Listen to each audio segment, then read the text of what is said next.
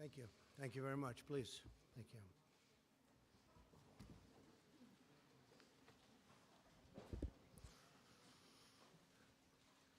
It was a big day yesterday, an incredible day. And last night, the Republican Party defied history to expand our Senate majority while significantly beating expectations in the House for the midterm and midterm year. We did this in spite of a very dramatic fundraising disadvantage driven by Democrats' wealthy donors and special interests and very hostile media coverage, to put it mildly. The media coverage set a new record and a new standard. We also had a staggering number of House retirements, so it's a little tough. These are seats that could have been held pretty easily, and we had newcomers going in, and a lot of them worked very hard, but it's very difficult when you have that many retirements. We held a large number of campaign rallies with large numbers of people going to everyone. To the best of my knowledge, we didn't have a vacant or an empty seat. I'm sure you would have reported it if you spotted one, including 30 rallies in the last 60 days. And we saw the candidates that I supported achieve tremendous success last night. As an example of the 11 candidates we campaigned with during the last week, 9 won last night. This vigorous campaigning stopped the blue wave that they talked about. I don't know if there ever was such a thing, but could have been. If we didn't do the campaigning, probably there could have been. And the history really will see what a good job we did in the final couple of weeks in terms of getting some tremendous people over the finish line. They really are tremendous people, but many of them were not known, but they will be known. This election marks the largest Senate gains for a president's party in a first midterm election since at least President Kennedy's in 1962. There have been only 4 midterm elections since 1934 in which a president's party has gained even a single Senate seat. As of now, we picked up, it looks like 3, could be 4, perhaps it could be 2, but we picked up a lot. And most likely the number will be 3. You people probably know that better than I do at this point because you've looked at the more recent numbers. 55 is the largest number of Republican senators in the last 100 years. In the last 80 years, a sitting president's party has only gained a cumulative total of 8 Senate seats, averaging 1 per decade. So if we picked up 2, 3, or 4, that's a big percentage of that number. So in the last 80 years, you think of that, only 8 seats. In President Obama's first midterm election, he lost 6 Senate seats, including in the deep blue state of Massachusetts. Republicans captured at least 4 Senate seats held by Democrat incumbents. And these are tremendously talented, hardworking people that did this. Indiana, North Dakota, Florida, Missouri. We also won 2 open Senate seats in Tennessee. I want to congratulate our great champion who did such a great job in Tennessee, Marcia. And in Utah. And Arizona is looking very good, really very good. She's done a terrific job. That was a tough race, and she's done a fantastic job. In each of these open seats, Democrats recruited very strong candidates with substantial fundraising and media support. We were getting bombarded with money on the other side. In the House, Republicans dramatically outperformed historical precedents and overcame a historic number of retirements, the most House Republican retirements in 88 years. 43 House Republicans retired. Now, I will say this, that in many cases they were chairmen of committees, and they left because they weren't chairman, because the Republicans have a rule for 6 years. And what that does is wonderful in one way. It lets people come through the system and become chairman. And another way, it drives people out. Because when they're a chairman, they don't want to go and not be a chairman. You're the chairman of a committee, and you're a big deal, and all of a sudden, you're not doing that anymore.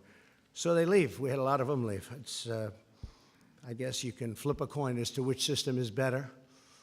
The Democrats do the other. Some of their folks have been on those committees for a long time as chairman.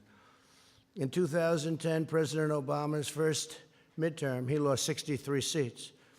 By contrast, as of the most current count, looks like around 27 House seats or something, and we'll figure that out pretty soon.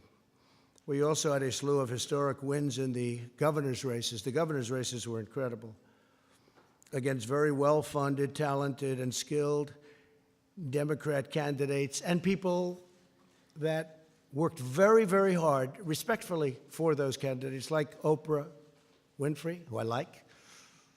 I don't know if she likes me anymore, but that's okay. She used to. But she worked very hard in Georgia, very, very hard.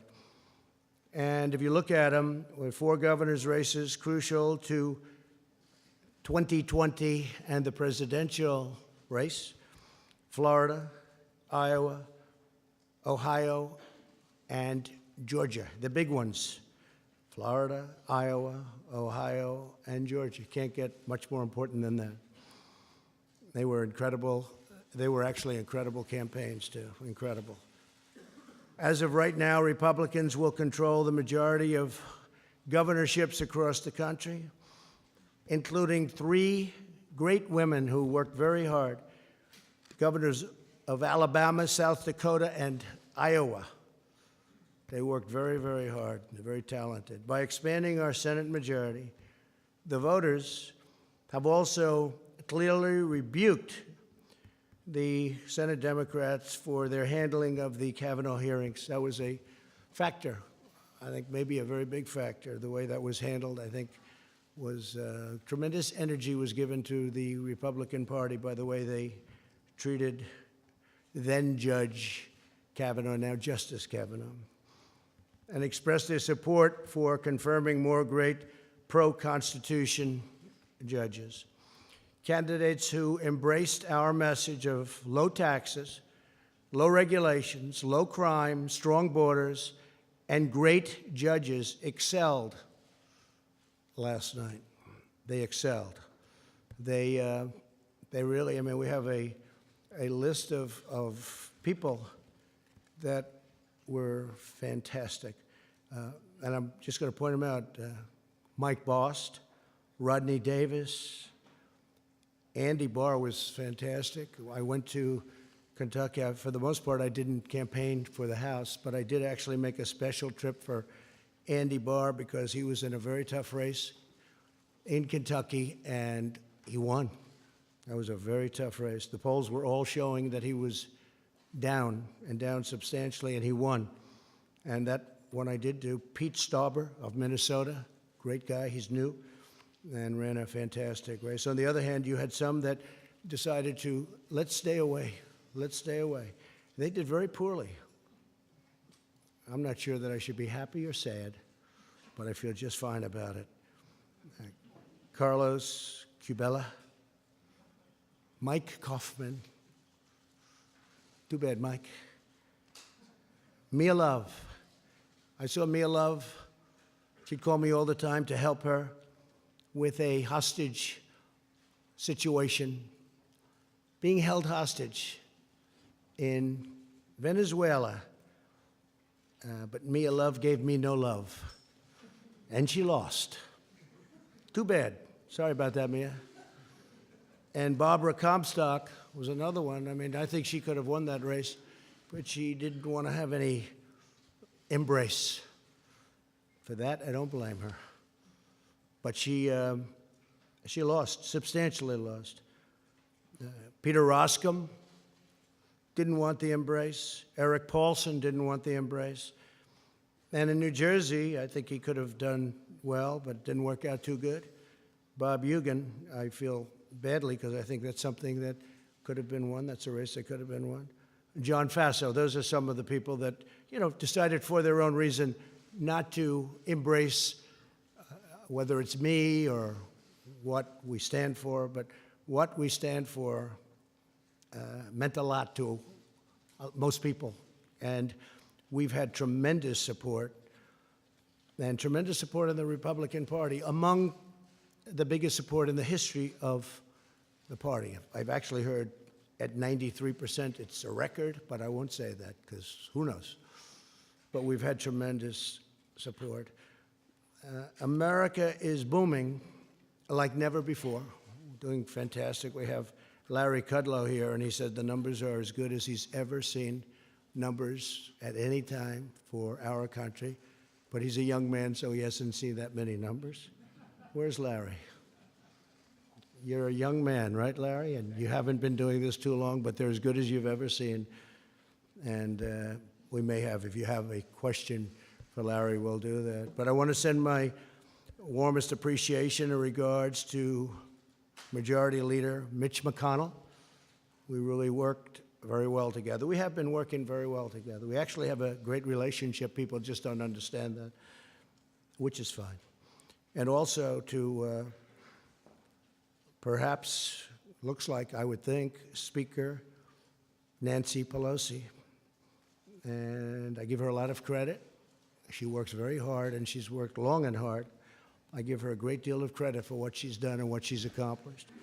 Hopefully we can all work together next year to continue delivering for the American people, including on economic growth, infrastructure, trade, lowering the cost of prescription drugs. These are some of the things that the Democrats do want to work on, and I really believe we'll be able to do that. I think we're going to have a lot of reason to do it. And I will say, just as a matter of business, I was with some very successful people last night. We were watching the returns. So if the Republicans won, and let's say we held on by 2 or 1 or 3, it would have been very hard out of that many Republicans to ever even get support among Republicans, because there'll always be 1 or 2 or 3 people that, for good reason or for bad reason or for grandstanding, we have that too. You've seen that. You've seen that. Plenty of grandstanding. But for certain reasons, that many people, you're always going to have a couple that won't do it. So that puts us in a very bad position. In other words, had we kept, and this is no, I'm saying this for a very basic reason, it's common sense. It puts us in a very tough position. We win by 1 or 2 or 3, and you'll have 1 or 2 or 3 or 4 or 5 even come over and say, look, we're not going to go along with this. We want this, and all of a sudden we wouldn't even be able to get it in many cases out of the Republicans' hands before we sent it on to the Senate. And now we have a much easier path because the Democrats will come to us with a plan for infrastructure, a plan for health care, a plan for whatever they are looking at, and we'll negotiate. And as you know, it's been very hard in the Senate because we need essentially 10 votes from Democrats, and we don't get those votes because the Democrats do really stick together well. I don't agree with them on a lot of policy, but I agree with them on sticking together. They stick together great. So now we go into the Senate. We don't have the 10 votes. And what happens? It doesn't get passed. Even if it gets out of the House, it doesn't get passed. So under the new concept of what we're doing, I say, come on, let me see what you have. They want to do things. I keep hearing about investigations, fatigue. Like almost from the time I announced I was going to run, they've been giving us this investigation fatigue. It's been a long time. They got nothing, 0. You know why? Because there is nothing. But they can play that game, but we can play it better because we have a thing called the United States Senate, and a lot of very questionable things were done between leaks of classified information and many other elements that should not have taken place. And all you're going to do is end up in back and forth and back and forth, and 2 years is going to go up, and we won't have done a thing. I really think, and I really respected what Nancy said last night about bipartisanship and getting together and uniting. She used the word uniting, and she used the bipartisanship statement, which is so important because that's what we should be doing. So we can look at us, they can look at us, and then we can look at them, and it'll go back and forth, and it'll probably be very good for me politically. I could see it being extremely good politically because I think I'm better at that game than they are, actually. But we'll find out. I mean, you know, we'll find out. Or we can work together. You can't do them simultaneously, by the way, just in case somebody says, oh, you can do them both. No, you can't. Because if they're doing that, we're not doing the other, just so you understand. So we won't be doing that. But now what happens is we send it to the Senate, and we'll get 100% Democrat support, and we'll get some Republican support. And if it's good, I really believe we have Republicans that will help with the approval process, and they will really help with the approval process. So it really could be a beautiful bipartisan type of situation. If we won by 1 or 2 or 3 or 4 or 5, that wouldn't happen. And the closer it is, the worse it is. This way, they'll come to me, we'll negotiate, maybe we'll make a deal, maybe we won't. That's possible. But we have a lot of things in common on infrastructure. We want to do something on health care. They want to do something on health care. There are a lot of great things that we can do together. And now we'll send it up, and we will really we'll get the Democrats, and we'll get the Republicans or some of the Republicans. And I'll make sure that we send something up that the Republicans can support, and they're going to want to make sure they send something up that the Democrats can support. So our great country is booming like never before, and we're thriving on every single level, both in terms of economic and military strength, in terms of development, in terms of GDP, we're doing unbelievably. I will tell you our trade deals are coming along fantastically. The USMCA and South Korea is finished. USMCA has gotten rave reviews. We're not going to lose companies anymore to other countries. They're not going to do that because they have a tremendous economic incentive, meaning it's prohibitive for them to do that. So it's not going to be like NAFTA, which is one of the worst deals I've ever seen, although we've made some other pretty bad ones too.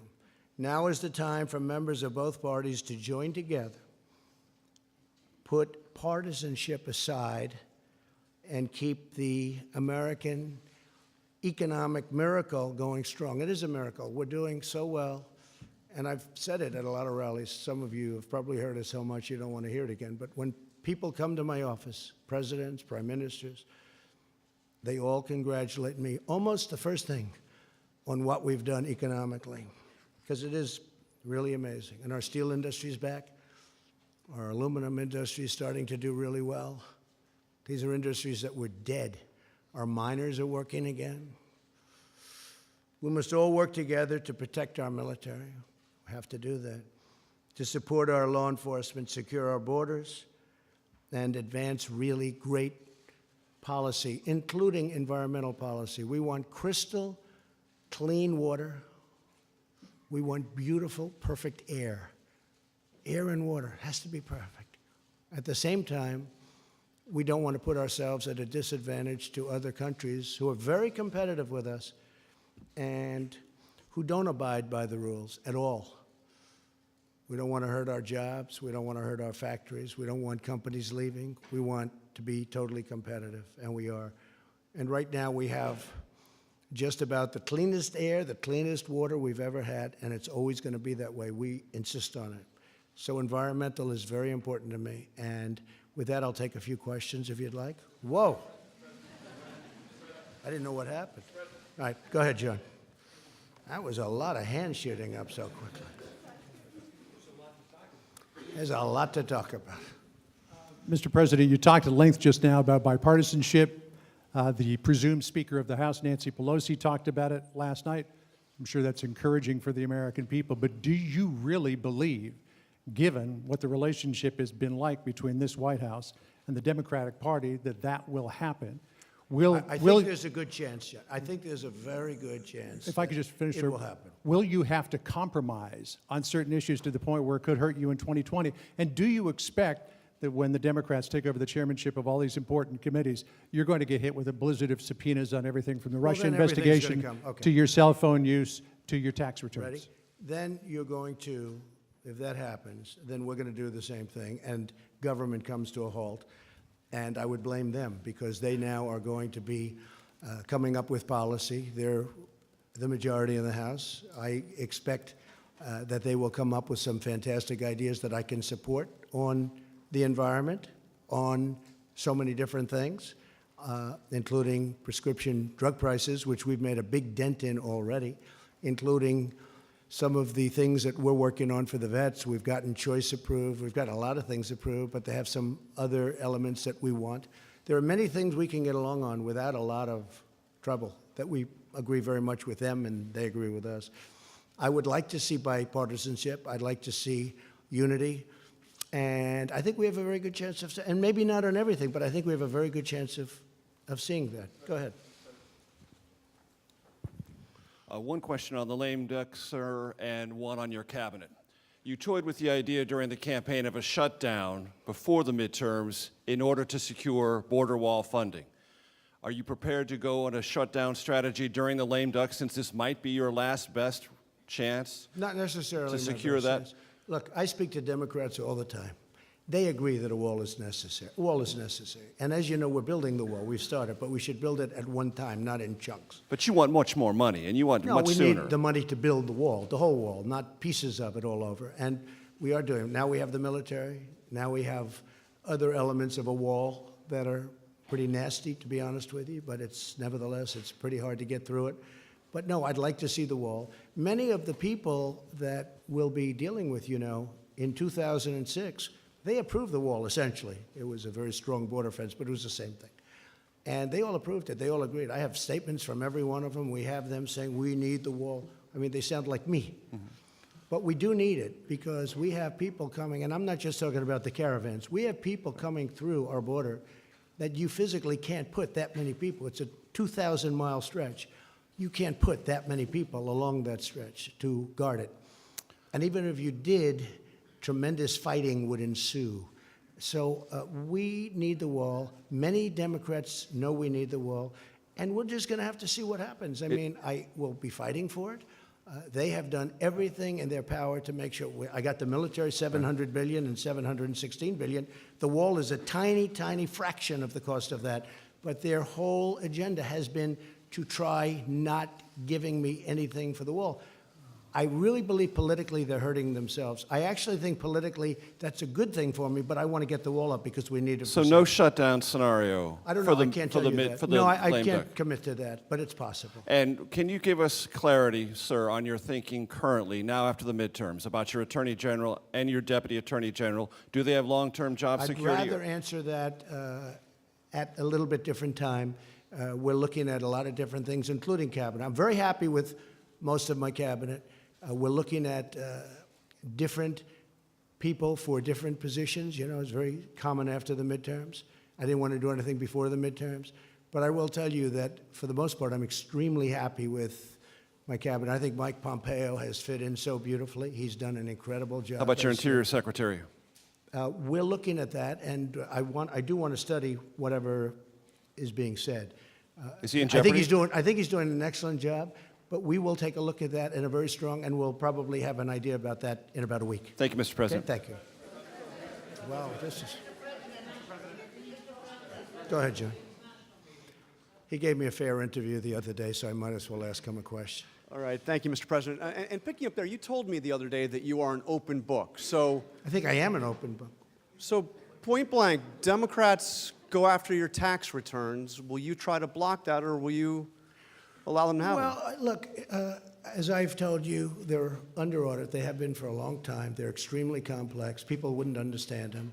They're done by among the biggest and best law firms in the country. Same thing with the accounting firms. The accountants are a very, very large, powerful firm from the standpoint of respect. They're highly respected. Big firm. A great law firm, you know it very well. They do these things. They put them in. But people don't understand tax returns. Now, I did do a filing of over 100 pages, I believe, which is in the offices, and when people went and saw that filing and they saw the magnitude of it, they were very disappointed. And they saw the, you know, the detail. You'd get far more from that. And I guess we filed that now 3 times. But you get far more from that than you could ever get from a tax return. But when you're under audit, and I'm on a very continuous audit because there are so many companies, and it is a very big company, far bigger than you would even understand. But it's a great company, but it's big, and it's complex, and it's probably feet high. It's a very complex instrument, and I think that people wouldn't understand it. But if I were finished with the audit, I would have an open mind to it. I would say that, but I don't want to do it during the audit. And really, no lawyer, even from the other side, they say often, not always, but when you're under audit, you don't subject it to that. You get it done, and then you release it. So when that happens, if that happens, I would certainly have an open mind to it. So that means if the audit is still on, you will not turn over the tax returns, or you'll fight to When it's block under it? audit, no, nobody would. Nobody turns over a return when it's under audit, okay? Thank you. Thank you. Yeah, go ahead, please. One, I was tempted to ask you why you like Oprah so much, but I think I'll go on to the question that. Why do I like Oprah? What kind of a question is it? Yeah, just asking, just curious. But He's the real He's a question, comedian here. the real question I is. do like Oprah, by the way. I do. She was a person I knew well, came to my place in Palm Beach often, and I have a lot of respect for her. Unfortunately, she didn't do the trick. The real question is, you just sat up here and said that from this podium that are you offering an my way or highway scenario to the Democrats? You're saying that Negotiation. Not at all. if they start investigating you, that you can play that game and investigate them. Better than them.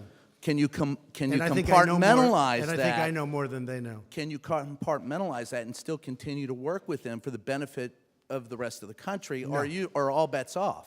No. If they do that, then it's just all it is a warlike posture. And Yeah, so then, go wait a minute, then the follow-up, I'm you sorry, heard, John. You heard my answer. Go ahead. Well, since it's Jim, I'll let it go.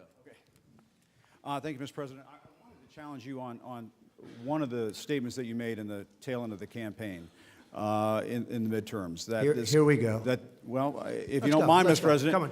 that this caravan was an invasion. As you know, I Mr. President, consider it to be an As you know, invasion. Mr. President, the caravan was not an invasion. It's a group of migrants moving up from Central America towards the border with the U.S. Thank you for telling me and that. I appreciate it. why did you characterize it as such?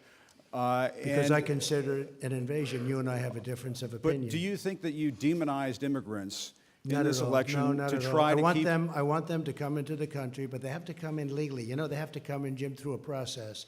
I want it to be a process, and I want people to come in, and we need the people. Your You know, campaign wait, ha- your wait, campaign- Wait.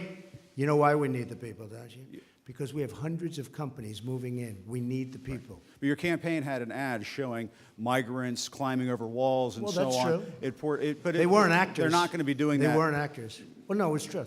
Do you think they were actors? They weren't actors. They didn't come from Hollywood. These were people. This was an actual.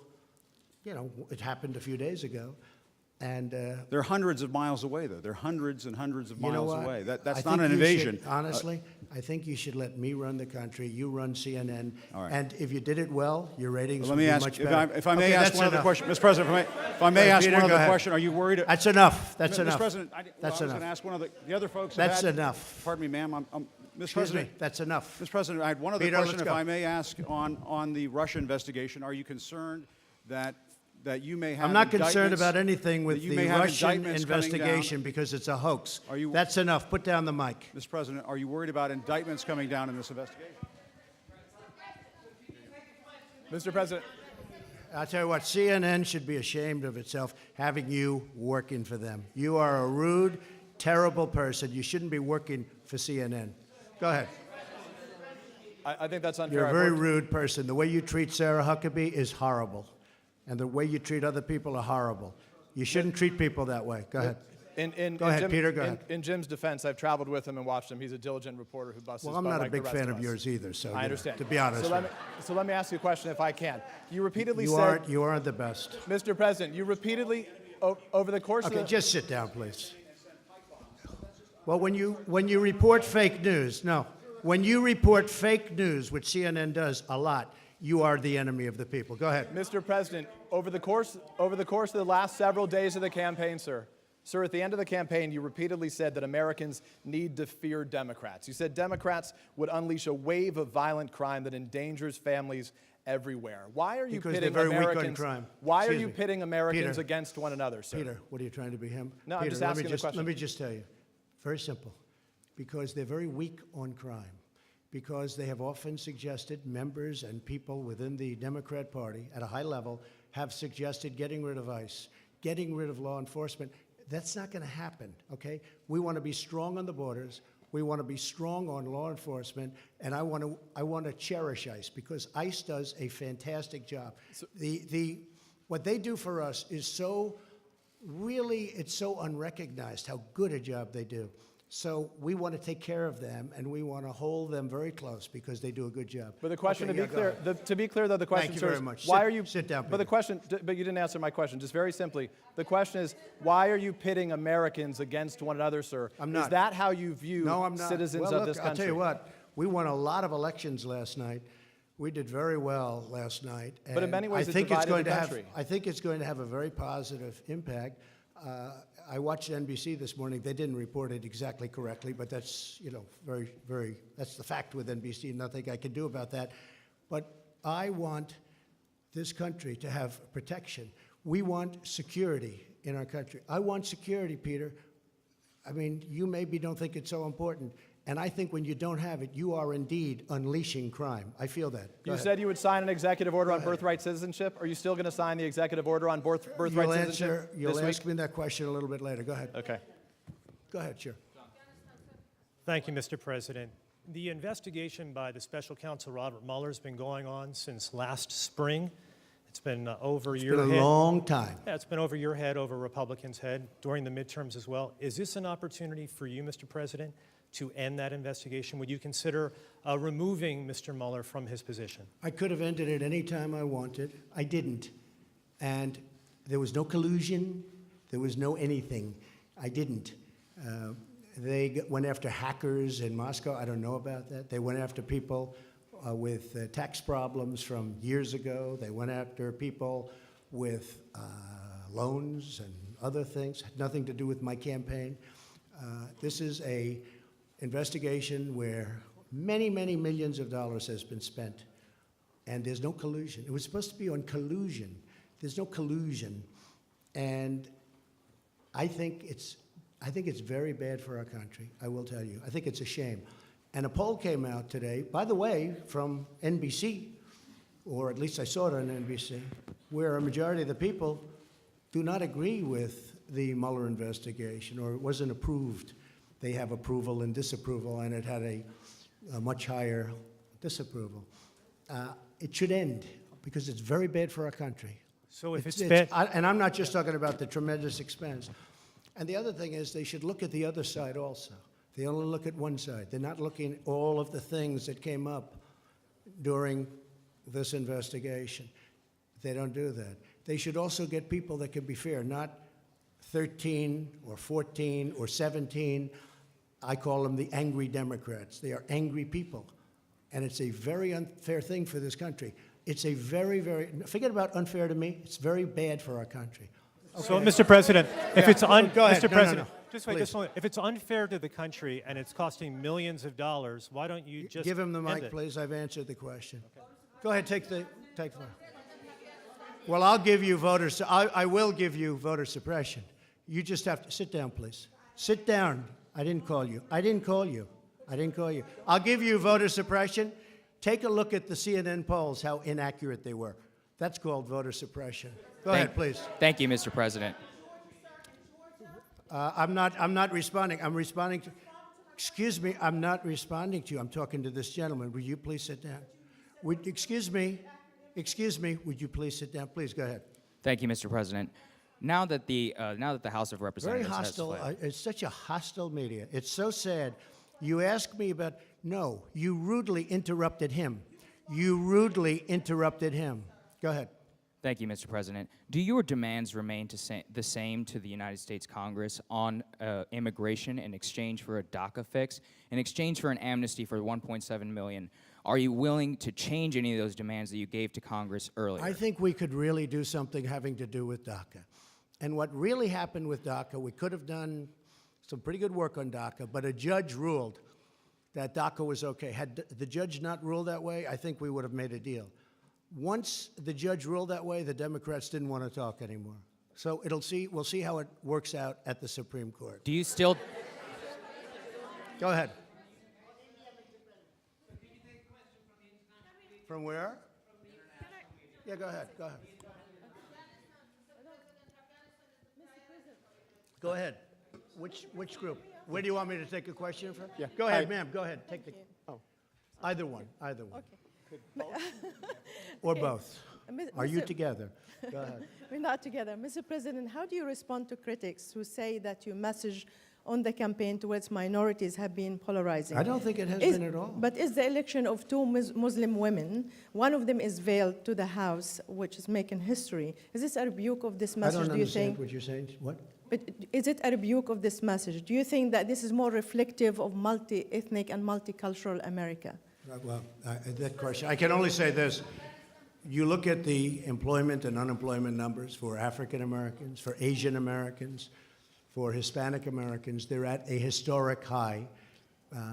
A poll came out recently where my numbers with Hispanics and with African Americans are the highest, the best they've ever been. That took place 2 or 3 days ago, the poll.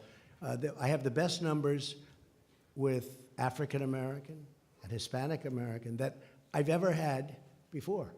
And you saw the same poll. So I can't say that. I can say this. You look at median income, you look at all of the employment and unemployment numbers, they're doing the best they've ever done. And Okay, it reflects, it really is very reflective in the polls. Yes, go ahead. Mr. President, I'm from Brooklyn, so you'll understand me. I understand you very well. My question is on health care. How is it possible to keep premiums down and cover pre-existing conditions without the individual mandate to fund it? Well, first of all, what we're doing, and if you look at the Department of Labor, also Secretary Azar, what they've done, they've come up with some incredible health care plans, which is causing great competition and driving the prices right down. But we are getting rid of the individual mandate because it was very unfair to a lot of people.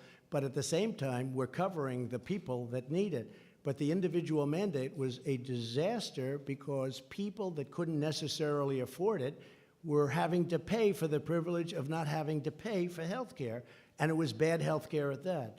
So we are working many plans for health care. We're creating tremendous competition. We had Obamacare repealed and replaced. Unfortunately, one person changed his mind at the last moment, and we had no Democrat support. I have to say that. We didn't have one vote. We would have repealed it, replaced it. We would have had a large-scale, very good health care plan. Now we're doing it a different way. We're doing it a different way. But getting rid of the individual mandate is a very, very popular thing and a very important thing, and people very much appreciate it. Go ahead. No, that's enough. Go ahead, please. Thank you, sir. 2 questions. One, I know you went through the results and you obviously studied them late last night. What lesson did you learn most from looking at those results? Was there one thing that, as you kind of reviewed them, that you'll change your strategy, not just for Congress, but kind of going forward? And then just a follow-up question. Well, I think the results that I've learned and maybe confirmed, I think people like me. I think people like the job I'm doing, frankly. Because if you look at every place I went to do a rally, I couldn't do it with everybody. And it was very hard to do it with people in Congress because there's just too many, there would be too many stops. But I did it with the Senate. I did it with Andy Barr, as you know. And he won. He won a very tough race against McGrath. It was a very, very tough race in Kentucky. And he was down quite a bit. And I went there, and we had a tremendous, very successful, some of you were at that rally. And he won that race. But I could only do that so much because there were just so many players involved. But I did focus on the Senate, and we had tremendous success with the Senate. Really tremendous. Can I ask you one more question? Sorry, Mr. President, one more question if you don't mind. I'm so sorry, sir. It's a rare opportunity. A lot of people are going to be rushing to Iowa, rushing to New Hampshire. You know that the Democrats are already looking ahead to 2020. Do you want to lock down your ticket right now, sir? Will the vice president be your running mate in 2020? Well, I haven't asked him, but I hope so. Where are you? Mike, will you be my running mate? Stand up, Mike, please. Raise your right hand. No, I'm only kidding. Will you? Thank you. Okay, good. The answer is yes. Okay. Thank you, sir.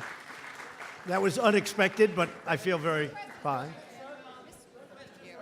Yeah, please. Thank you, Mr. President. Going back to the Russia investigation and the potential investigations from the now Democratic majority in Congress, some say that you could stop all this by declassifying. I could fire everybody right now, but I don't want to stop it because about the politically I don't like stopping it.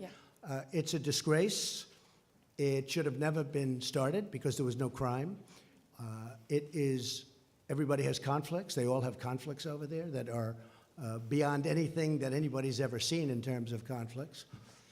From the fact that people ask for jobs, from the fact that they have very good friends on the other side, like really good friends like Comey, who, by the way, lied and leaked, and also leaked classified information. Nothing happened there. It might, perhaps, maybe something's happening that I don't know about. I stay away from it. But you know what I do? I let it just go on.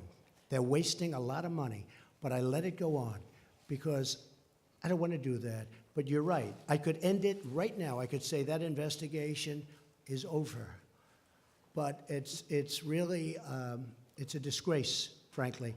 And it's an embarrassment to our country. It's an embarrassment to the people of our country.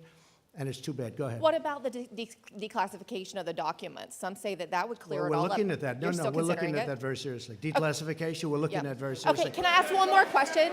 It's amazing how people on the other side just don't want those documents declassified. But no, we're looking at that very carefully. And- I certainly wanted to wait till after the midterms. Can I ask you one more question, Mr. President? Okay, thank you. Go ahead. Thank you, Mr. President. You have campaigned as a pro-life president. You have defended the rights of unborn children. You now have a divided Congress. It's unlikely to pass That's right.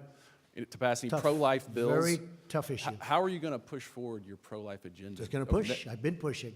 I've done a very good job, too. We're very happy with me. But it's a tough issue for the two sides. There's no question about it. But what are you gonna do to- There is great what am I going to What- do? I won't be able to explain that to you because it is an issue that is a very divisive, polarizing issue. But there is a solution. I think I have that solution, and nobody else does. We're going to be working on that. Yes, go ahead, please. She took your place, but that's okay. Mr. President, just a quick question on rural America. In states like Indiana, North Dakota, folks turned out for Republican candidates. Could you talk a little bit about what this means for your agenda in terms of trade and the Farm Bill? The Farm Bill is working really well. I mean, we could have had it approved any time, but we're looking to get work rules approved. The farmers want it. I'd like it.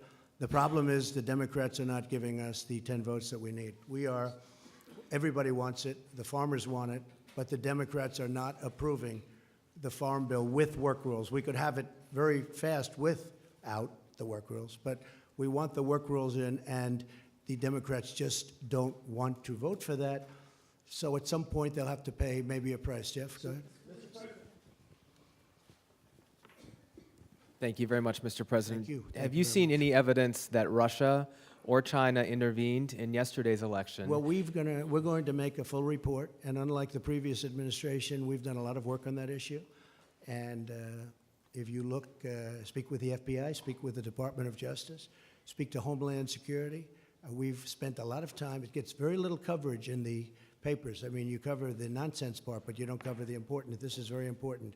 And we have been working very hard on China and Russia and everybody else looking into our elections or meddling with our elections. But people tend not to write about it. But we have worked very hard, as you've probably heard. What do you intend to say, sir, to President Xi and to President Putin when you meet with them later this month? Well, I have a good relationship with both. I know President Xi better, but I think I have a very good relationship with both. I actually had a very good meeting in Russia that you people didn't agree with, but that's okay. It doesn't much matter, obviously, because You here mean I am. Helsinki? But the fact is that I had a very, very good meeting, with President Putin, and a lot was discussed about security, about Syria, about Ukraine, about the fact that President Obama allowed a very large part of Ukraine to be taken, and right now you have submarines off that particular parcel that we're talking about. You know That what was I'm talking that was about. President Putin who annexed Crimea, sir. That was President Obama's regime. That was during President Obama, right? That was not during me. But it That was during- President No, that was Putin, sir, who President did the Obama. annexation. No, it was President Obama that allowed it to happen. Had nothing to do with me. Okay, go ahead. Yeah, go ahead. Go ahead. Go ahead. Thank you, Mr. President. Cordelia Lynch, Sky News. You're a man who likes to win, but last night was not an absolute victory for you. I'll be honest. I thought it was a very close to complete victory. When you look at it from the standpoint of negotiation, when you look at it from the standpoint of deal making, because it's all about deal making, again, if we had the majority and we had 1 or 2 or 3 votes to play with, we would have been at a standstill. I really believe that we have a chance to get along very well with the Democrats. And if that's the case, we can do a tremendous amount of legislation and get it approved by both parties. So I consider it to be, hey, look, I won Georgia. President Obama campaigned very hard in Georgia. Oprah Winfrey campaigned very, very hard all over the television. I said, this is going to be tough. I only had me. I didn't have anybody else. And I went to Georgia, and we had one of the largest crowds that anybody here has seen ever at a political rally. And you know what? He won. And he won actually by, pretty good margin. He won. And then we went to Florida, and they had celebrities all over the place. And a man who happens to be a very smart person was running, Ron DeSantis, and people didn't give him a chance. And I went, and we did some great work, and they're going to have a great governor of the state of Florida. And then we talked about the Senate, and a lot of money was pouring in for the Democrat. This is a man who's been in office for like 44 years or something. This is a man who's like a professional at getting elected and being at office. So he's not, Bill Nelson, not easy to beat, okay? But they had a lot of celebrity coming out for Nelson. They had everybody coming out for Nelson. And Rick Scott won, and I helped him. And I think we've done an amazing job. And you could look at many other places. You just take a look at some of the other places. And we just got the word that in Iowa, you have a governor who just got extended, who's Kim, just got extended, and numerous other places. I think it was a great victory. I'll be honest. I think it was a great victory. And actually, some of the news this morning was that it was, in fact, a great victory. But if you look at it from the standpoint of gridlock, I really believe there's going to be much less gridlock because of the way this is going than any other way. Wait, sit down, please. Go ahead. Thank you, Mr. President. Let me ask you about one of the campaign promises you made down the stretch, which was a 10% tax cut for the middle class. Yeah. You just talked about gridlock. Democrats, they now run the House Ways and Means Committee. If it means a tax cut of some kind for the middle class, but that means raising rates elsewhere, corporations on the wealthiest, is that a trade-off that you would be willing to make and able to enact a middle class tax? You know that this will have to be now proposed, because if we did it now, we don't have the votes in the Senate. We would need 10 Democrat votes. We probably couldn't get them. If we could pass it very easily in the House, but there's no reason to waste time because you don't have the votes in the Senate. But if as an example, if the Democrats come up with an idea for tax cuts, which I'm a big believer in tax cuts, I would absolutely pursue something, even if it means some adjustment. Some adjustment on which side, the corporate, the individual? Yeah, to make it possible. But I would love to see a tax cut for the middle class. Now, that's going to be their decision. They're going to have to make that decision. As you know, if we bring it up to the Senate, we'd need Democrat votes, 10, and we don't have those 10 votes. And just because the markets would want to know, sir, some adjustment, would that be 1%, 2%, 3% on either I'm side? not It's telling too you that. early. I'm just saying, I would be certainly willing to do a little bit of an adjustment. Go ahead, behind. Thank you. Go ahead, Thank you. please. Mr. President, thank you very much. 2 questions. One is, you had talked about leaders who had called to congratulate you. Did President Putin call to congratulate you? And will you, in fact, meet with him at lunch this coming weekend? Well, as I understand it, we're having, and I guess a lot of you are going over, we're having a lunch for numerous countries. I'll be there. I believe President Putin is going to be there. We don't have anything scheduled. I don't think we have anything scheduled in Paris. And I'm coming back very quickly. I'm going over. This is a great event. This is an important really, this is going to be a very important and I think a very beautiful ceremony. I'm looking forward to going, and we're representing the incredible heroes of the world, but the heroes of our country from World War I. And so I'll be going there, and I am very proud to go And there. did he call you? I don't think we have time set aside for that meeting. Now, with that being said, we're very shortly meeting again at the G20, where he'll be there and I'll be there, and that's where we're actually looking forward to meet. We will be having a lunch, but I think there are many people there. And did he call you to congratulate you? And if I could also just invite you, since this is quite a gathering we've got here, to go ahead and talk about the staff changes that you expect in the White House while we're here. We're eager to hear about them. Is General Kelly going to stay on? As we make changes, we'll sit down and talk to you about it. I mean, there's no great secret. A lot of administrations make changes after midterms. I will say that for the most part, I'm very, very happy with this cabinet. We're doing a great job. But what about in the White House? What about in the White House, sir? You've got a lot of White House staff. Some have been talking about leaving. General Kelly has been rumored to be leaving. No, people leave. People leave. And is that going to happen? People leave. I haven't heard about John Kelly, but no, people leave. They come in. They're here. It's a very exhausting job. Although I love doing it, I must tell you, but it's exhausting for a lot of people. I'm surprised at a lot of people. They start off, they're young people, they're there for 2 years, and they're old by the time they leave. It's quite exhausting, but I love doing it, and I'll tell you, there will be changes, nothing monumental from that standpoint. I don't think very much different than most administrations, and we have many people lined up for every single position. Any position, everybody wants to work in this White House. We are a hot country. This is a hot White House. We are a White House that people want to work with. Okay. No, please, behind you. Go ahead. This has been a very challenging campaign.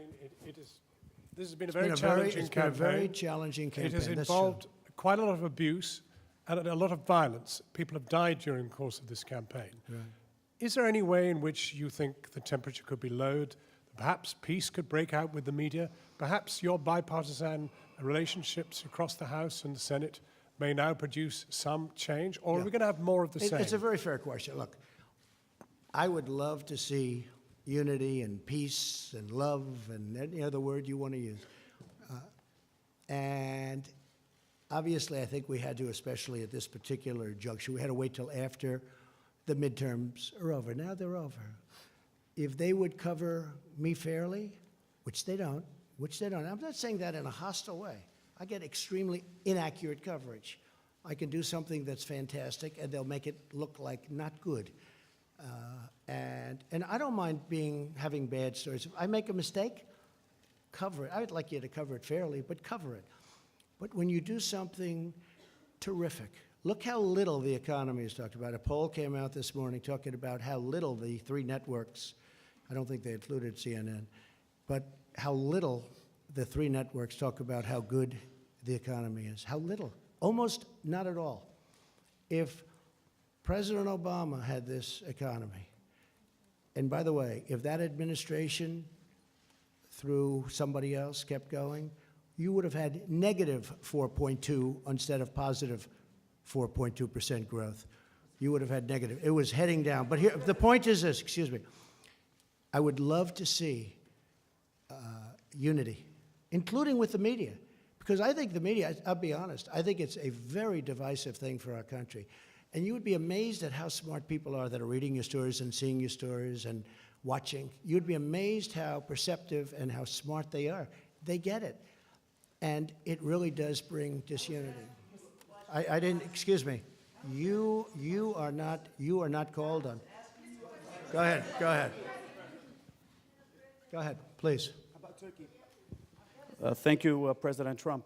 Shortly after your victory speech on the historic night of back in November 2016, I asked you to what single factor you most attributed this victory to. You have to speak up. Sure. On the night of your victory, I asked you, right after your speech, to what you would attribute your victory. You pointed up to the ceiling and you said that it was God. Based off of that, how would you say over the last 2 years, God plays, what kind of a factor he plays in the day-to-day execution of the office of the Well, presidency. God plays a big factor in my life, and God plays a factor in the lives of many people that I know very well in this room, like your vice president. God plays a very big role in my life. And one more back to a quick follow-up. Which loss last night surprised you the most, and which of these unsuccessful candidates are you most likely to consider for Nothing a future surprises administration? me in politics. Would you but consider there were any some of those- losses last night, and there were some victories last night that have been incredible. I mean, there were victories last night that nobody would believe, especially based on the suppression polls. They had a lot of suppression polls. Would you and there were consider some any- victories last night that were very surprising, but I'm not going to pick out special. Well, would you special consider people. any for It's a tough post? enough for those people to have Would you a consider loss. any for an administration post moving forward as one of the very few of the 3.7% unemployed? What? Would you consider any of the people who lost last night for a post in the administration in the near future? I know a couple of very good ones. Yeah, I would, actually. Go ahead, please. Mr. President, I asked you on Monday if there was anything that you regret in your first 2 years. And you said that at times you could have and should have used a, quote, softer tone. Your critics, as you can imagine, your skeptics, they say they're not holding their breath on that happening. Will you indeed have to change your tone if you're to get things passed through Congress after losing the House? And you also said you might extend an olive branch. What would that look like? I would love to have. I'd be very good at a low tone. But when things are done not correctly about you, written about you, said about you, on television, on wherever it is, you have to defend yourself. I would love to do very even tone, much easier than what I have to do. I have to go around, and going around is much easier than facing somebody and being treated fairly. But when you're not treated fairly, you really have no choice. I would love to have a very even, modest, boring tone. I would be very honored by that. But you know what? When you have to fight, all the time fight, because you're being misrepresented by the media, you really can't do that. But not about the media, sir. But sir, real quickly, not about the media, but what Please. about with Congress? Please, go ahead. Mr. President, can you just how you focus on the economic? Where are you from, please? Japan. Okay. And Say Abe. hello. Say hello to Shinzo. Yes. I'm sure he's happy about tariffs on his cars. Go ahead. That's my question actually. So how you focus on the trade and economic issues with Japan? Will you ask Japan to do more, or will you change your tone? I really don't understand you. How will you focus on trade and economic issues? Trade with Japan? Yes. Well, we're dealing with Japan right now on trade. Japan has, it's a great country. You have a great prime minister who just had a very successful election. He's a very good friend of mine. He's one of the people I'm closest with. But I tell him all the time that Japan does not treat the United States fairly on trade. They send in millions of cars at a very low tax. They don't take our cars. And if they do, they have a massive tax on the cars. Japan, and I'm not blaming Japan, I'm blaming the people that were in charge of the United States for allowing that to happen. But as you know, we have close to a $100 billion trade deficit with Japan. And Japan has treated us very unfairly. But don't feel lonely, because you weren't the only one. How about North Korea? How about North Korea? Thank you, Mr. President. Two international news questions. The first one, Secretary Pompeo's talks about North Korea have been postponed. What is happening there, and will your meeting still happen with... We're going to change it because of trips that are being made. We're going to make it at another date. But we're very happy how it's going with North Korea. We think it's going fine. We're in no rush. We're in no hurry. The sanctions are on. You still expect to meet Kim listen, Jong-un? Excuse me, wait. Sorry, sir. The sanctions are on. The missiles have stopped. The rockets have stopped. The hostages are home. The great heroes have been coming home. Mike Pence was in Hawaii, where one of the most beautiful ceremonies that anyone's ever seen for the fallen. These are great heroes. Very important. When I was running, a lot of people, as many years ago as it was, in many cases grandchildren, but they were asking about that. They're coming home, and they're being provided to us as we speak. But I'm in no rush. I'm in no rush. The sanctions are on. I read a couple of times, and I've seen a few times where they said, he's done so much. What have I done? I met. Now, I'd love to take the sanctions off, but they have to be responsive, too. It's a two-way street. But we're not in any rush. at all. There's no rush whatsoever. You know, before I got here, they were dealing with this for over 70 years. And I guess on a nuclear front for 25 years. That's a long time. I've been there. I probably left Singapore 4 or 5 months ago. And we made more progress in that 4 or 5 months than they've made in 70 years. And nobody else could have done what I've done. But I'll say this very simply. We're in no rush. The sanctions are on, and whenever it is. But that meeting is going to be rescheduled. That meeting, but how about your meeting with Kim Jong-un, sir? Will it happen in the next month? Sometime next year, I would say. Sometime next year? Sometime early next year. And a quick question on the USMCA. Now that it's been concluded, have you repaired your relationship with Prime Minister Trudeau? Yes, I have. We have a very good relationship. Thank you very much, Mr. President. We've been talking a lot about division and the division that exists in this country right now. And some of the statistics are disturbing, I think, to just about everyone. Anti-Semitic incidents have increased by 57% since 2016. Hate crimes are on the rise. Why do you think that is, and what will you do about it It's as very president? sad to see it. I hate to see it. And as you know, I've done more. In fact, if you were with us the last time we met, Prime Minister Netanyahu said that this president has done more for Israel than any other president. Those words, those exact words. Jerusalem, protection, working together, so many different things. But the big thing is Jerusalem. You know, many presidents have said they are going to build the embassy in Jerusalem. Never happened. Making it the capital of Israel. Never happened. Never happened. But it happened with me, and quickly. And not only did it happen, we built the embassy. That would have taken another 15 or 20 years and cost probably billions of dollars. And we did it for a tiny amount of money. It's already done. It's open. Nobody has done more for Israel than Donald Trump. And the nice part is that's not me saying it. That's Prime Minister Netanyahu. But what about Mr. President, what about the divides in this country? Mr. President, what about healing the divides in this country Well, and we want to addressing see those we want to issues see it healed. And specifically? one of the things I think that can help heal is the success of our country. We are really successful now.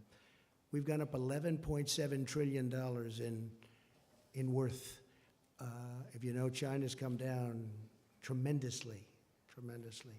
China would have superseded us in 2 years as an economic power. Now they're not even close. China got rid of their China 25 because I found it very insulting. I said that to them. I said China 25 is very insulting because China 25 means in 2025 they're going to take over economically the world. I said that's not happening. And we've gone way up. They've gone down. And I don't want them to go down. We'll have a good meeting and we're going to see what we can do. But I have to say this. Billions of dollars will soon be pouring into our treasury from taxes that China is paying for us. And if you speak to Mr. Pillsbury, who probably is the leading authority on China, he was on the other day saying he has never seen anything like it.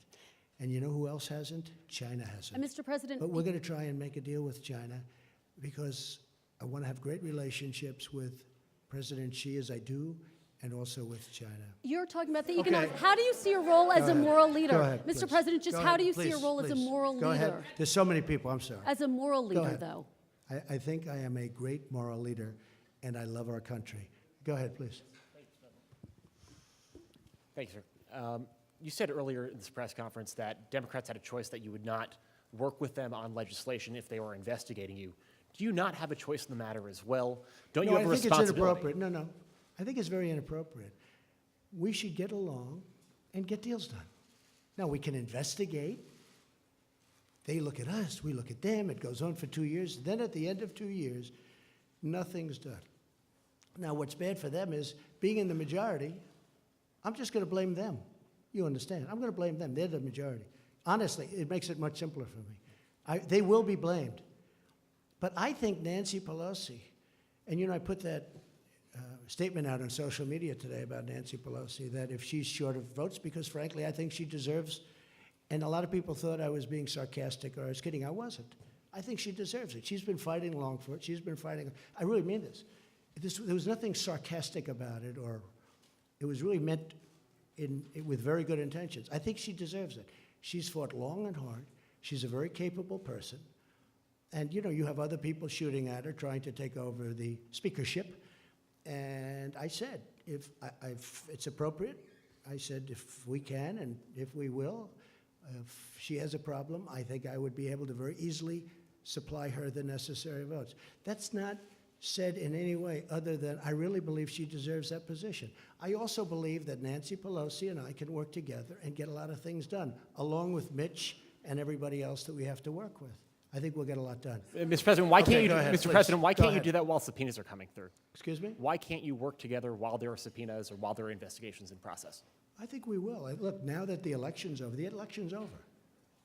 Now everybody is in love. But then I see the hostility of questions in the room. I come in here as a nice person wanting to answer questions, and I have people jumping out of their seats screaming questions at me. No, the election's over, and I'm, I am extraordinarily happy. I really am. And by the way, I tell you if I wasn't, look at what happened in Florida. Look at what happened in Georgia. Look at what happened in so many locations with governorships. Nobody talks about the governorships. Look at the amount of work that was given to these other candidates against my candidate. And, I mean, I'm extraordinarily happy. And if I wasn't, I'd let you know. There's nothing wrong. I mean, look, you look at midterms and you look at elections generally, you see it's very rare that a party who has the presidency does well. We did unbelievably well. To win Florida, both the Senate and the governorship, against two very talented people, I'll tell you what, we did incredibly. To win Georgia when you had some of the biggest stars in the world campaigning endlessly, including President Obama, I tell you what, this was a great victory for us. And again, from a deal-making standpoint, we are all much better off the way it turned out. Because I really believe if the Democrats want to, we can do a tremendous amount of great legislation. Yes, please, go ahead. Should we keep this going for a little while? Yes. Yes, I think you should keep this You know going. what? When you get bored, would you please tell me? Seriously. Tell me. You're never bored. I don't want to, hopefully not. I don't want to overstay, but yes, please, go ahead. Hi, Mr. President. Yami Shelsunder with PBS NewsHour. On the campaign trail, you called yourself a nationalist. Some people saw that as emboldening white nationalists. Now people are also I don't saying know why you'd that say the that. president. That's such a racist There are question. some people that say that now the Republican Party is seen as supporting white nationalists Oh, I because don't of your believe rhetoric. that. I don't What do believe you make of that? I don't believe it. I don't know. Why do I have my highest poll numbers ever with African Americans? Why do I have among the highest poll numbers with African Americans?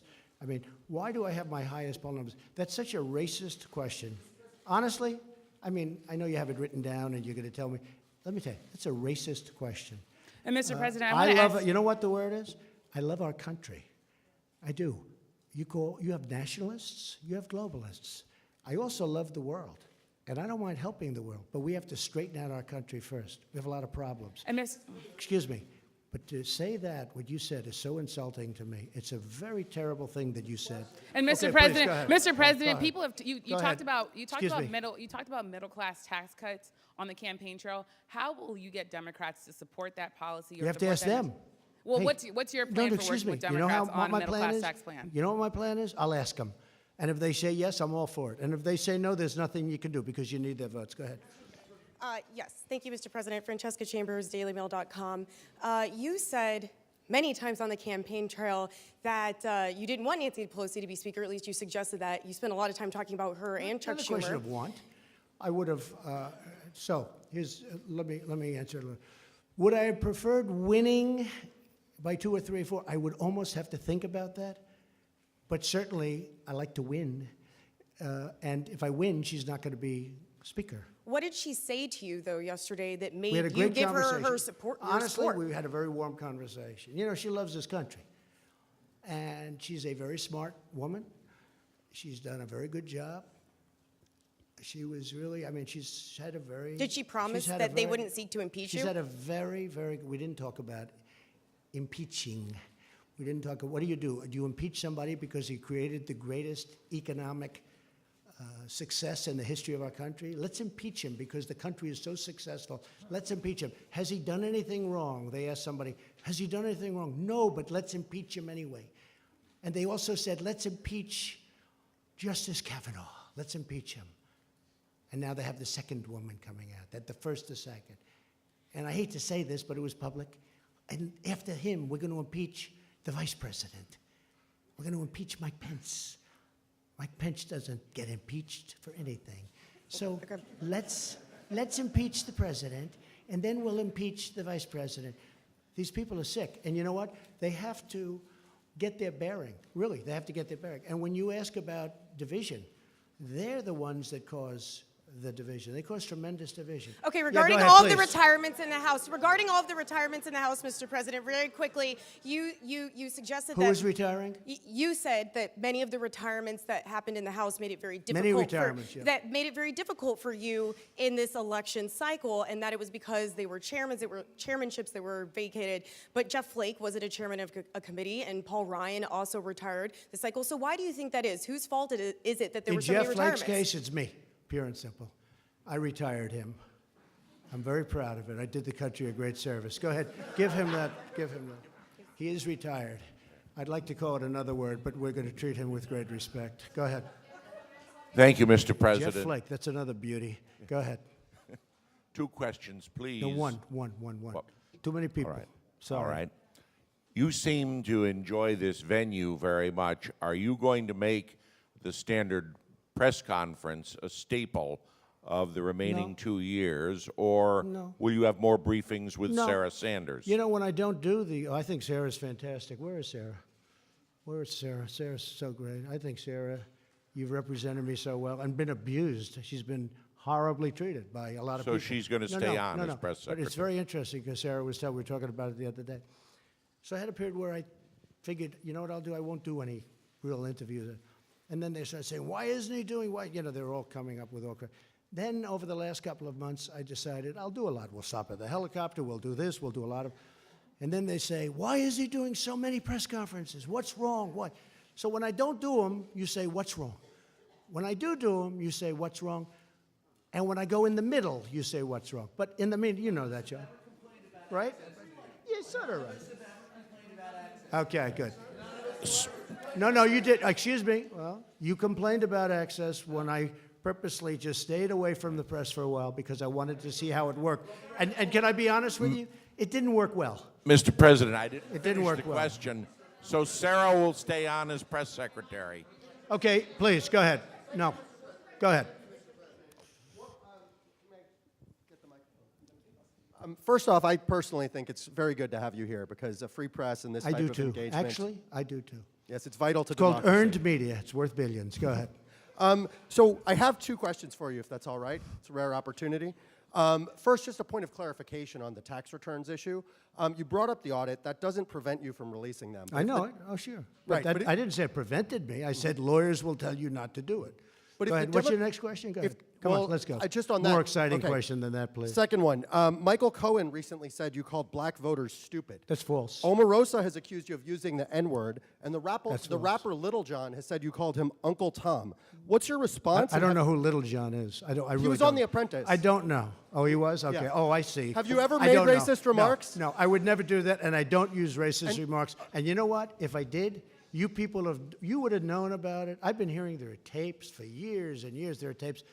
Number one, I never worried about it because I never did. I never used racist remarks. I've never used racist remarks. Okay. Well, one point of fact. Go ahead. One point of fact, because you told her you have Quiet, the highest approval quiet, among quiet, African quiet. Go Americans. ahead. It's just 8%, sir, single digits. See, when you talk about division, it's people like this that cause division. Great division. No, point of fact is that I never used a racist remark. That's the point of fact. Who are you from? Yahoo? No, good. Good. I hope they're doing well. MTV Lebanon, Ellen Dorgan. So first question. Where are you from? MTV Lebanon. Lebanon. Oh, Lebanon. Good. Yes. Thank you, Mr. President. We're so happy to be here as well, have this opportunity. President Erdogan said he's not going to follow your sanctions and he's going to keep buying oil from... Who said that? President Erdogan, Turkey. I know.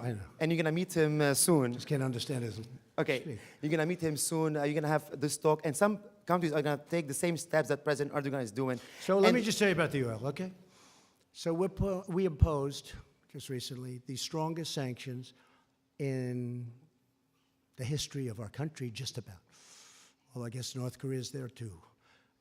But I gave some countries a break on the oil. I did it a little bit because they really asked for some help. But I really did it because I don't want to drive oil prices up to $100 a barrel or $150 a barrel, because I'm driving them down. If you look at oil prices, they've come down very substantially over the last couple of months. That's because of me, because you have a monopoly called OPEC. And I don't like, and I don't like that monopoly. I don't like it. And oil prices are coming down. So rather than deciding to be as tough as I am on most of the sanctions, what I've done is I said, we're not going to do it that way. We're going to let some of the oil go out to these countries that really do need it, because I don't want to drive the oil prices up to $100 or $150 a barrel, which could happen very easily. It's a very fragile market, very, very fragile. I know it very well, and it's the absolute right decision. And they'll get tougher as time goes by, maybe, but I don't want to have any effect on the oil prices worldwide where I drive them up, because I consider that to be a tax, and I don't like taxes. We have a peace process between Go Israel ahead, and Palestine. Please. The peace process is over. Who? Oh, congratulations to John Tester. Congratulations. I'm sure you're very unhappy about that. Go ahead. Mr. Yes, please, President, go ahead. can you address the We'll take a couple of more and then we'll go. Can you address concerns in places like Georgia where people waited in line to vote for hours, where voting machines weren't working in certain districts, and You there think that's the wasn't power? reason that the candidate lost? Well, there are concerns being raised that it wasn't I wasn't equal access involved in to- Georgia. I know, but other than, but as other than I president- love the state. I Yes, do but love as the state. president of the United States, are you concerned about the access that people are having to voting? I heard it was very efficient in Georgia. I heard it was very efficient. But again, you'd have to ask the state governments, because just one of those things you're going to have to ask them. Yeah, go ahead, please. Please, go ahead.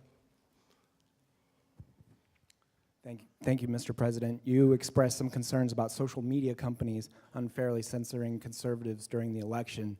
Do you anticipate working with Democrats to regulate these companies, or are you satisfied with I the would way do things that, are? yeah. I would look at that very seriously. I think it's a serious problem. At the same time, you start getting into speech. That's a very dangerous problem. That could be the beginning. So it's very dangerous. Believe it or not, I'm one that really likes free speech. A lot of people don't understand that. But I am a big believer. When you start regulating, a lot of bad things can happen. But I would certainly talk to the Democrats if they want to do that. And I think they do want to do that. Yes, sir, go ahead. Former President Barack Obama famously said that he had a pen and a phone to use executive power on issues like immigration. Do you see yourself using executive power to get some of your immigration agenda done? I do. I think that some of it I can use executive power on some, not all. But I mean, he certainly used it. He used it on DACA. And when he did it, he said something to the effect that, I'm not allowed to do this, it'll never hold up, but I'm doing it anyway. And he did it, and they found judges that approved it. We also found judges that didn't approve it, so it's obviously going to be determined in the Supreme Court. And if the court rules in favor of what President Obama thinks they should rule, which is what he said, then I will probably have a deal with the Democrats in a very short period of time. We were very close to having a deal until we got that very strange ruling. You also made some promises about immigration during the campaign, and I want to know if you're going to follow through with them. Are you going to aggressively... Which one are you talking about? Birthright citizenship. Are you going to sign an executive order to ban... We are looking at it very seriously, absolutely. I mean, is yes or no? Or And I believe we have the absolute right, but that's another case that will be determined by the Supreme Court of the United States. Are you going to send 15,000 troops to the border? You've been reading the same documents as I have. You know exactly what I'm doing. You know exactly what I'm doing. So go ahead, what's your next question? Also, on the Khashoggi matter, we've been more than a month since the death of Mr. Khashoggi, Yeah. the journalist. Very sad thing, very terrible thing. Do you think Saudi Arabia is guilty of having him murdered? And if so, I'll what have kind a of much punishment will be stronger involved? opinion on that subject over the next week, and I'm working very closely with Congress.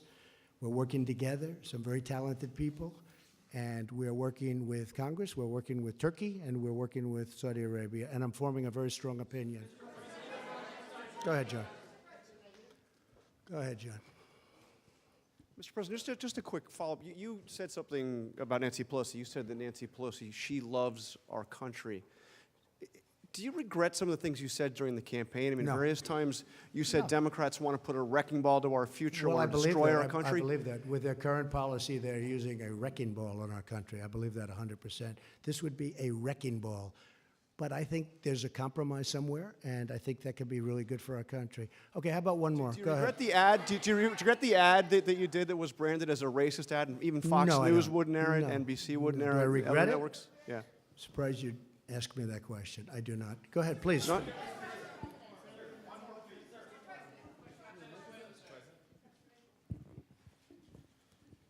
Thank you, sir. And I think we'd all love to have more of these if you're willing.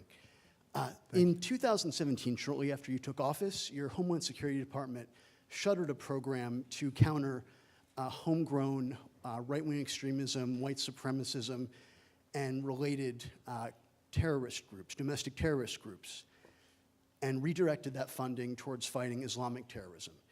Do you believe that white supremacist terrorists, right-wing terrorists, these homegrown terrorists on that side of the spectrum are a problem, sir? And Yeah, what is I your do. administration I do going to do believe about that's it? a problem. I believe all hate is a problem, but I do believe that is a problem. What are you going and to it's do a about it, problem sir? we want to solve. How, sir? Okay. What are you go going ahead. to do about Go it, sir? ahead. Sir, what are you going to do about it? Go ahead. You cut off the funding. Mr. President, you've No, said... we have given funding for that, a lot of funding, but I do believe it's a problem. And can I tell you what? It's a problem that I don't like even a little bit. Go ahead. Aixa Diaz with Hearst Television. You've said, pretend I'm on the ballot yesterday. You called it a referendum on your presidency. Many local districts across the country rejected your midterm message, particularly suburban women. How do you bridge that divide now? Also with the I influx think of my women message coming was into very Congress. well received. I mean, just look at the results. Midterm elections are disasters for sitting presidents and administrations. This has been a very successful, and look, you can write it any way you want, and if you disagree with me, this has been an incredibly successful one. You look at the races. How about Ohio? I didn't even mention. I mentioned Florida. I mentioned Georgia. How about the governor of Ohio? A fantastic, suburban women voters? Excuse me. A fantastic man who was down in the polls, and everybody was talking about this person that was so great. And I went up there and I did a rally. And they have now a great governor. You're going to have a great governor in Ohio for hopefully a long period of time, but for 4 years. And Mike DeWine is a fantastic person. And I went up there for 2 reasons, because I felt that his opposition was not a good person, and we know a lot about him, and I felt that Mike was a fantastic person. And he won, and not only did he win easily. So add that to Florida, and add that to Georgia, and add that to all of the other races that we won, outside even of the Senate races, which were the biggest of all. Because these were races that, and Mike Pence can tell you, and some of the folks over here can tell you, these were races that were going to be unopposed. We were not going to oppose certain of the people running, certain senators. They said they couldn't be beaten. They said Heidi could not be beaten. Please don't do it. They couldn't. This was a year out. What about in the suburban Excuse districts? me. How do No, you but get those back? you're telling me about popularity. They said many of these people, when I said 9 out of 11, but I said when many of these people, these weren't like easy races, these were tough races. And so I think the level of popularity, the first question I was asked was about, well, what have you learned? What about your own popularity? I think that's what I learned, is I was very well received by this great country, by the people of our great country. And I'm very proud of that, because I love the people of this country. These people, we are the greatest people. I love the people of our what do you country. say to women, and Mr. I'll tell you President? something. When you look at the races that we won in Florida, which we weren't expected to win, and Georgia, which we weren't expected to win, and Ohio, which we weren't expected to win, and one, I mean, you look at some of them, the number of votes that we got is incredible. So I'm really happy with not only the way it came out, but the response to me as your president. And as your president, I've made our country safe. I've rebuilt and am in the process of rebuilding our military, and the jobs are here, every one of them built here. We're going to have the strongest, very shortly, we're going to have the strongest military our country has ever had. I've done more for the vets than any president has done, certainly in many, many decades, with choice and with other things, as you know, with other things. But our vets are doing better than they've ever done. But if you look at choice alone, I mean, just take a look at what we've done with choice. But the people of our country are very happy with the job that I'm doing. And you know, one of the looking ahead to things, 2020. one of the things that they want so much is security. They want security, both at the border. They want it with our military. They want it with law enforcement. They want it with ICE. You know, we've taken out thousands of MS-13 gang members, thousands out of our, it's hard to believe, thousands out of our country. Women of our country who are incredible people, they want security, they want safety, they want financial security also. We've done that. But they want physical security. And we've taken out thousands of people that shouldn't be in this country. But we have to get strong immigration laws so they don't come in. We want laws where they don't come in, where we don't have to take them out per se. And again, I'm very honored to be with all of you. It was a great day yesterday. It was a great evening.